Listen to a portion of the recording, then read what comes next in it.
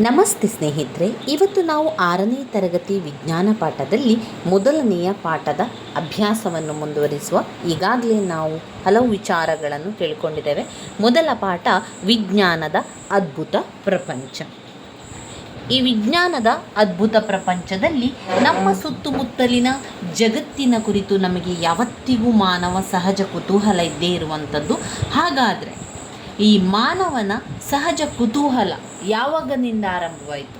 ಈಗ ನಿಮಗಿರುವಂತಹ ಒಂದು ಕುತೂಹಲ ಅಥವಾ ನಾವು ಕೇಳುವಂತಹ ಪ್ರಶ್ನೆಗಳು ಸಣ್ಣವರಿದ್ದಾಗ ನಾವು ಆರಂಭ ಮಾಡ್ತೇವೆ. ಎಷ್ಟು ಸಣ್ಣವರಿದ್ದಾಗ ನಾವು ಪ್ರಶ್ನೆ ಕೇಳಲು ಆರಂಭಿಸಿದ್ದೇವೆ?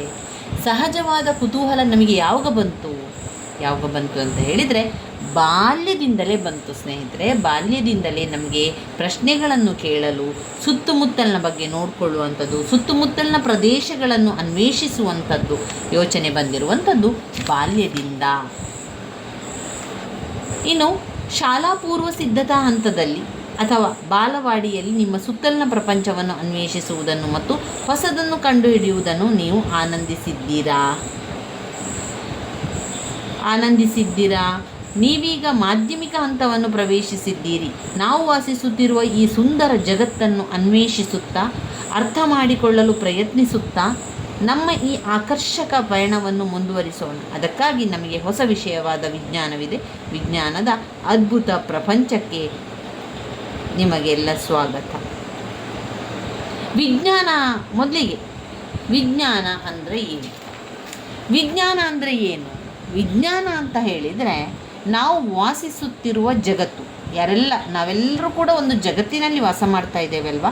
ಆ ಜಗತ್ತನ್ನು ಅರ್ಥ ಮಾಡಿಕೊಳ್ಳಲು ಮತ್ತು ಆ ಒಂದು ಬ್ರಹ್ಮಾಂಡದ ರಹಸ್ಯ ಇದೆ ಅದನ್ನು ತಿಳ್ಕೊಳ್ಳಿಕ್ಕೆ ಬಂದರೆ ಈ ರೀತಿ ಆಗುವಂಥದ್ದು. ಬ್ರಹ್ಮಾಂಡದ ರಹಸ್ಯವನ್ನು ಹೊರತೆಗಿಬೇಕು ಎನ್ನುವಂಥ ಆಲೋಚನೆಗಳನ್ನು ಮಾಡಿದ್ರು. ಅದನ್ನು ವೀಕ್ಷಿಸುವ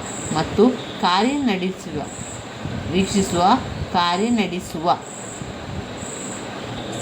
ವಿಧಾನವಾಗಿತ್ತು. ವಿಜ್ಞಾನ ಅಂದರೆ ಏನು? ವಿಜ್ಞಾನ ಅಂತ ಹೇಳಿದರೆ ನಾವು ವಾಸ ಮಾಡುವಂತಹ ಜಗತ್ತನ್ನು ಅರ್ಥ ಮಾಡಿಕೊಳ್ಳಲು ಮತ್ತು ಆ ಬ್ರಹ್ಮಾಂಡದ ಸದಸ್ಯರನ್ನು, ಬ್ರಹ್ಮಾಂಡದ ರಹಸ್ಯವನ್ನು ಹೊರಗೆಳೆಯಲು ಆಲೋಚಿಸುವ, ವೀಕ್ಷಿಸುವ ಮತ್ತು ಕಾರ್ಯನಡೆಸುವ ವಿಧಾನವಾಗಿದೆ. ವಿಜ್ಞಾನ ಅಂದ್ರೇನು? ವಿಜ್ಞಾನ ನಾವು ವಾಸಿಸುತ್ತಿರುವ ಜಗತ್ತನ್ನು ಅರ್ಥ ಮಾಡಿಕೊಳ್ಳಲು ಮತ್ತು ಈ ಒಂದು ರಹಸ್ಯವನ್ನು, ಬ್ರಹ್ಮಾಂಡದ ರಹಸ್ಯವನ್ನು ಹೊರತೆಗೆಯಲು ಆಲೋಚಿಸುವಂತಹ, ವೀಕ್ಷಿಸುವ ಮತ್ತು ಕಾರ್ಯನಡೆಸುವ ವಿಧಾನವಾಗಿದೆ. ನಾವು ಪ್ರಶ್ನೆಗಳನ್ನು ಕೇಳ್ತೇವೆ, ಜಗತ್ತನ್ನು ಅನ್ವೇಷಿಸ್ತೇವೆ. ವಸ್ತುಗಳು ಹೇಗೆ ಕಾರ್ಯನಿರ್ವಹಿಸ್ತದೆ, ಹೇಗೆ ಕಾರ್ಯ ಮಾಡ್ತದೆ, ಮಕ್ಕಳು ಹೇಗೆ ಕೂತ್ಕೊಳ್ತಾರೆ, ಉತ್ತರಗಳನ್ನು ಹೇಳ್ತಾ ಇದ್ದಾರಾ, ಸುಮ್ಮನೆ ಕೂತಿದ್ದಾರೆ, ಯಾವುದು ಕೂಡ ನಮಗೆ ಇಲ್ಲದ್ರೆ ಗೊತ್ತಾಗುವಂಥದ್ದಲ್ಲ. ಅರ್ಥ ಮಾಡಿಕೊಳ್ಳಲು ಪ್ರಯತ್ನಿಸ್ತೇವೆ. ಇದನ್ನು ದೊಡ್ಡ ಸಾಹಸವೆಂದುಕೊಳ್ಳಿ. ಇದಕ್ಕೆ ಪ್ರಮುಖವಾಗಿ ಕುತೂಹಲವಿರಬೇಕು. ಆದ್ದರಿಂದ ಈ ಪಠ್ಯಪುಸ್ತಕಕ್ಕೆ ಕುತೂಹಲ ಎಂದು ಶೀರ್ಷಿಕೆಯನ್ನು ಕೂಡ ಕೊಟ್ಟಿದ್ದಾರೆ. ಹಾಗಾದರೆ ಕುತೂಹಲ ಎಂದರೇನು?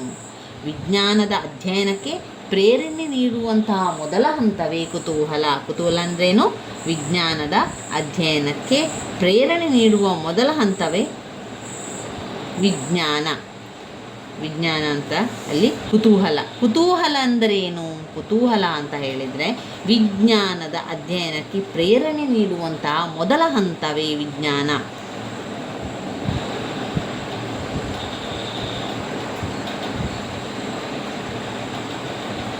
ಇನ್ನು ಕುತೂಹಲ ಅಂದರೆ ಏನು ಅಂತ ಗೊತ್ತಾಯಿತು. ವಿಜ್ಞಾನದ ಅಧ್ಯಯನಕ್ಕೆ ಪ್ರೇರಣೆ ನೀಡುವಂತಹ ಮೊದಲ ಒಂದು ಕುತೂಹಲ, ಏನನ್ನಾದರೂ ಕಲಿಯುವ ಅಥವಾ ಏನನ್ನಾದರೂ ತಿಳಿಯುವಂಥ ಒಂದು ಇಚ್ಛೆ ಇದೆಯಲ್ಲ, ಅದನ್ನು ಕುತೂಹಲ ಅಂತ ಕರೆಯುವಂಥದ್ದು. ಕುತೂಹಲ ಅಂದರೇನು?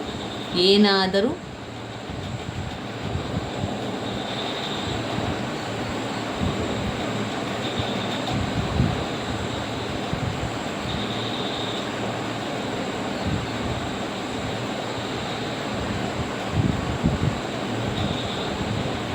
ಕುತೂಹಲ ಅಂದರೆ ಏನನ್ನಾದರೂ ತಿಳಿಯುವ ಅಥವಾ ಕಲಿಯುವಂತಹ ಒಂದು ಇಚ್ಛೆ ಇದೆಯಲ್ಲ, ಅದೊಂದು ಕುತೂಹಲ. ಏನನ್ನಾದರೂ ಕಲಿಯುವ ಅಥವಾ ಏನನ್ನಾದರೂ ತಿಳಿಯುವ ಒಂದು ಇಚ್ಛೆ ಆಗಿರ್ತದೆ.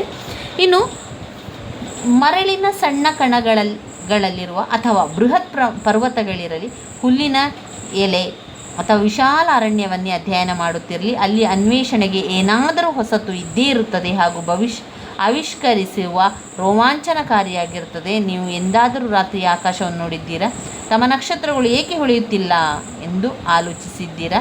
ಎಂದಾದರೂ ಹೂ ಅರಳುವುದನ್ನು ನೋಡಿದ್ದೀರಾ ಮಕ್ಕಳೇ? ಅದಕ್ಕೆ ಯಾವಾಗ ಅರಳಬೇಕು, ಹೇಗೆ ಅರಳಬೇಕು ಎಂದು ಯೋಚನೆ ಮಾಡ್ತದೆ. ಅಂದರೆ ಅದಕ್ಕೆ ಕೂಡ ಅದರದೇ ಆದ ಯೋಚನೆ ಇರ್ತದೆ. ಕುತೂಹಲ ಅಂದರೆ ಏನಾದರೂ ತಿಳಿಯುವ ಅಥವಾ ಕಲಿಯುವ ಇಚ್ಛೆಯಾಗಿದೆ. ಇನ್ನು ಇದರಲ್ಲಿ ನೀವು ನೋಡಿದಂತೆ ಮರುಭೂಮಿ, ಕಡಲ ತೀರ, ಸಾಗರದಾಳ ನೋಟ, ಒಂದು ಗ್ಯಾಲಕ್ಸಿ. ಆಕಾಶಕಾಯಗಳ ಬಗ್ಗೆ ಅಧ್ಯಯನ ಮಾಡುವ ವಿಜ್ಞಾನ ಕ್ಷೇತ್ರವನ್ನು ಏನೆಂದು ಕರೆಯುತ್ತೇವೆ? ಅದು ಖಗೋಳಶಾಸ್ತ್ರ. ಆಕಾಶಕಾಯಗಳ ಬಗ್ಗೆ ಅಧ್ಯಯನ ಮಾಡುವ ವಿಜ್ಞಾನದ ಕ್ಷೇತ್ರವನ್ನು ಏನೆಂದು ಕರೆಯುತ್ತಾರೆ? ವಿಜ್ಞಾನದ ಕ್ಷೇತ್ರ ಅಂತ ಹೇಳುವಂಥದ್ದಲ್ಲಿ ಇವೆಲ್ಲವೂ ಕೂಡ ವಿಜ್ಞಾನದ ಮೂಲ ಬೆಳಕಿಗೆ ಬಂದಂಥ ಅನೇಕ ರಹಸ್ಯಗಳನ್ನು ಕೂಡ ಕಾಣ್ಬೋದು. ಕೆಲವು ಉದಾಹರಣೆಗಳು ಮಾತ್ರ. ವಿಜ್ಞಾನದ ಅತ್ಯಂತ ರೋಚಕವೆನಿಸುವ ವಿಚಾರ ಅಂತ ಹೇಳಿದರೆ ಅದು ಸರ್ವವ್ಯಾಪಿಯಾಗಿರಬೇಕು ಅಂತ. ಸಾಗರದಾಳದಿಂದ ವಿಶಾಲ ಬಾಹ್ಯಾಕಾಶದವರೆಗೆ, ಅಡುಗೆ ಮನೆಯಲ್ಲಿ ತಯಾರಾಗುವ ಅಡುಗೆಯಿಂದ ಆಟದ ಮೈದಾನದಲ್ಲಿ ಏನು ನಡೆಯುತ್ತಿದೆ ಎಂಬುವರೆಗೆ ಆಗಾಗ್ಗೆ ಹಲವು ಮೂಲಭೂತ ಆವಿಷ್ಕಾರಗಳು ಇಂತಹ ಅನಿರೀಕ್ಷಿತ ತಾಣಗಳಿಂದ ಬಂದಿದೆ. ವಿಜ್ಞಾನವು ಬೃಹತ್ ಮತ್ತು ಕೊನೆಯಾಗದ ಯಾವುದರಂತಿದೆ? ಒಗ್ಗಟ್ಟಿನಂತಿದೆ. ನಮ್ಮ ಪ್ರತಿಯೊಂದು ಹೊಸ ಆವಿಷ್ಕಾರವು ಈ ಬಗೆಗಿನ ಮತ್ತೊಂದು ತುಣುಕನ್ನು ಸೇರಿಸುತ್ತದೆ. ಮತ್ತು ಈ ಒಂದು ಒಗ್ಗಟ್ಟಿನಲ್ಲಿ ಅತ್ಯುತ್ತಮವಾದುದು ಎಂಬುದು ಯಾವುದು? ನಮ್ಮ ಆವಿಷ್ಕಾರಗಳಿಗೆ ಯಾವುದೇ ರೀತಿಯ ಮಿತಿ ಇಲ್ಲ. ಏಕೆಂದರೆ ನಾಣ್ಯದ ಪ್ರತಿ ಹೊಸ ತುಣುಕು, ಹೊಸ ಪ್ರಶ್ನೆ, ಹೆಚ್ಚಿನ ವಿಷಯಗಳನ್ನು ಕಂಡುಹಿಡಿಯಲಿಕ್ಕೆ ಸಾಧ್ಯ ಆಗ್ತದೆ.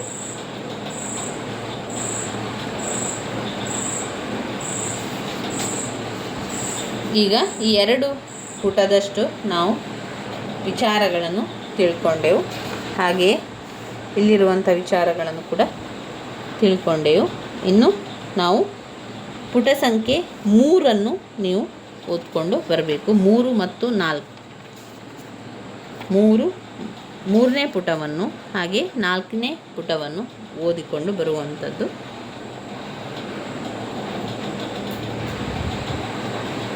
ಇನ್ನಷ್ಟು ವಿಚಾರಗಳನ್ನು ತಿಳ್ಕೊಳ್ಳೋ ಮುಂದಿನ ವಿಡಿಯೋದಲ್ಲಿ. ಧನ್ಯವಾದಗಳು ಸ್ನೇಹಿತರೆ. ನನ್ನ ವಿಡಿಯೋಸಲ್ಲಿ ನಿಮಗೆ ಇಷ್ಟ ಆಗಿದ್ದರೆ ಲೈಕ್ ಕೊಡಿ, ಶೇರ್ ಮಾಡಿ, ಸಬ್ಸ್ಕ್ರೈಬ್ ಮಾಡಲಿಕ್ಕೆ ಮರಿಬೇಡಿ. ಧನ್ಯವಾದಗಳು.